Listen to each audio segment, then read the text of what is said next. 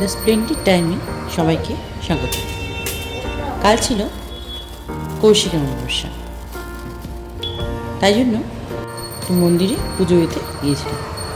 মাঝে মাঝে এই মন্দিরে যাই, আজকে ভাবলাম আপনাদের সাথে শেয়ার করব।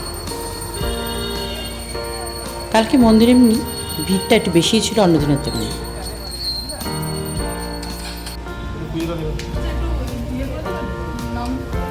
এই মন্দিরটি খুবই জাগ্রত। এখানে অনেকে আসেন, পুজো দেন বা মানত করেন। কৌশিক অমাবস্যার রাতে বিশ্বাস করা হয় যে শম্ভু নিশুম্ভকে বধ করার জন্য মা কালী এই ধরাধামে অবতীর্ণ হয়েছিল। তাই এই রাতকে স্মরণ করি, এদিন পূজা অর্চনা করা হয়। খুব শুভ একটি রাত মানা হয়, সেই জন্য আমরা ভাবলাম একটু পুজো দিয়ে আসি, তাই চলে গিয়েছিলাম।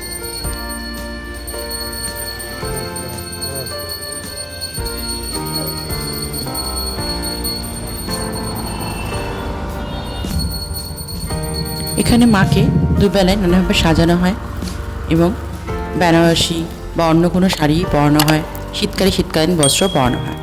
এখানে মা কালী ছাড়াও আরও দেবদেবী আছেন যাদের পূজা অর্চনা এখানে হয়। এখানে হাড়ি কাঠ আছে, কিন্তু এখানে বলি কিন্তু এখন হয় না। আগে হতো কিনা বলতে পারবো না, তো এখন হয় না। নতুন কিছু আপনাদের শেয়ার করলে আমার বেশ ভালোই লাগে।